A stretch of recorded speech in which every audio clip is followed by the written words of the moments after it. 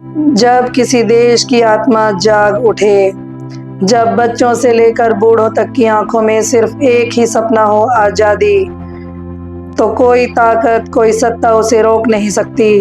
अगस्त क्रांति 1942 में जो ज्वाला भड़की, वो अब बुझने वाली नहीं थी। स्वागत है आपका ऑडियो कहानी बाय संयोगिता में। आज हम पेश कर रहे हैं भाग 3, गुप्त संगठनों की गूंज और अंग्रेजों की हार की आहट। अगर आपने भाग 1 और 2 नहीं सुने हैं तो पहले उन्हें जरूर सुने, और अगर आपको हमारी कहानियाँ पसंद आ रही हैं तो इस वीडियो को लाइक करें, चैनल को सब्सक्राइब करें और बेल आइकन दबाएं ताकि आप इतिहास की हर धड़कन को सुन सकें हमारे साथ। तो चलिए अब लौटते हैं उस दौर में जब सड़कों पर प्रतिबंध था, नेताओं पर पाबंदी थी, लेकिन क्रांति खुलकर बोल रही थी गुप्त तरीकों से। नेताओं की गिरफ्तारी के बाद क्या हुआ? 9 अगस्त 1942 की सुबह जब गांधी जी, नेहरू, सरदार पटेल समेत कई नेता गिरफ्तार हो गए तो अंग्रेजों को लगा आंदोलन अब थम जाएगा, लेकिन हकीकत उल्टी थी। नेताओं की गैर मौजूदगी में आंदोलन को छिपे हुए सिपाहियों ने आगे बढ़ाया। उषा मेहता और गुप्त रेडियो स्टेशन। मुंबई की एक युवती उषा मेहता, उम्र सिर्फ 22 साल, उन्होंने कुछ साथियों के साथ मिलकर शुरू किया सीक्रेट कांग्रेस रेडियो, जहां से रोज शाम को प्रसारित होती थी आज़ादी की पुकार। वे कहती थी, ये हमारा कर्तव्य है कि लोग जाने सच्चाई क्या है। गांधी जी को गिरफ्तार कर लिया गया है, लेकिन आंदोलन जिंदा है। अंग्रेज रेडियो को बंद करने की लाख कोशिशें करते रहे, लेकिन उषा और उनका दल रोज स्टेशन बदल देते। ये था भारतीयों का साहस, ना दबने वाला, ना झुकने वाला। गुप्त संगठनों का जन्म। देश भर में छोटे छोटे गुप्त संगठन बन गए थे, जहां लोग बगैर पहचान बताए काम कर रहे थे। बिहार के पटना में एक गुप्त संगठन ने अंग्रेजों के खुफिया दफ्तर में बारूद से हमला किया। जबलपुर में छात्रों ने ब्रिटिश अफसरों की गाड़ियों में स्लीपर सेल्स द्वारा आग लगा दी। हर घटना के पीछे ना कोई नेता, ना कोई पहचान, बस देशभक्तों का एक नेटवर्क। रेलवे लाइनें और तारों को उखाड़ा गया। इस दौर में देश भर में टेलीफोन लाइनें काटी गई, रेलवे स्टेशन जलाए गए और ब्रिटिश सैन्य गाड़ियों को निशाना बनाया गया। क्यों? क्योंकि अंग्रेजों की शक्ति उनकी सूचना व्यवस्था और यातायात पर निर्भर थी। भारतीयों ने उनकी नींव को हिला दिया। छात्र और युवाओं की निर्णायक भूमिका।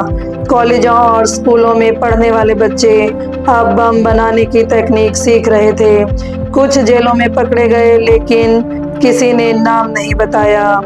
Banaras Hindu university, Allahabad university, Calcutta university, हर जगह क्रांति की लहर थी।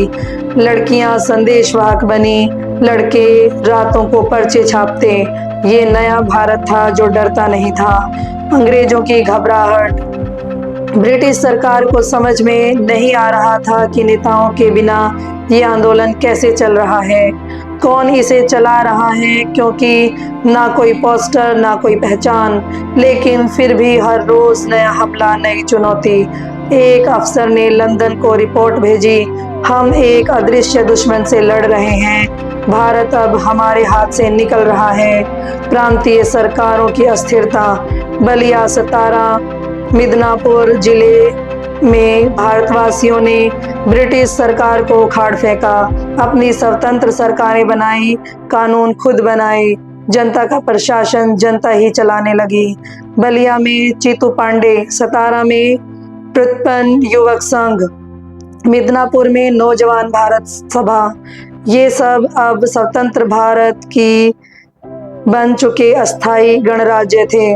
क्रांति का असर। ब्रिटिश साम्राज्य की जड़ें हिल गई।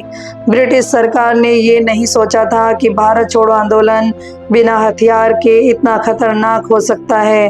उनकी पूरी नीति डिवाइड एंड रूल्स अब काम नहीं कर रहे थे। हर समुदाय, हर वर्ग हर धर्म अब एकजुट होकर सिर्फ एक ही बात कर रहा था, भारत छोड़ो। गुप्त संगठनों की यह आंधी देश के हर कोने तक पहुंच चुकी थी। अब अंग्रेजों की हार सिर्फ समय की बात थी, लेकिन इस क्रांति की कीमत भी बहुत बड़ी थी। हजारों युवा जेलों में बंद थे, सैकड़ों ने शहादत दी थी और लाखों परिवारों ने बलिदान सहा था। लेकिन एक बात तय थी, अब कोई पीछे नहीं हटेगा। अब भारत स्वतंत्र होकर ही दम लेगा। ये था अगस्त क्रांति का भाग 3, गुप्त संगठनों की कहानी और अंग्रेजों की हार की आहट। आगे की कहानी और भी अधिक रोमांचक, संघर्षपूर्ण और भावनात्मक होगी। भाग 4 में हम जानेंगे कैसे अंग्रेजों ने आंदोलन को कुचलने की आखिरी कोशिश की और कैसे देश ने फिर भी सिर ऊंचा रखा।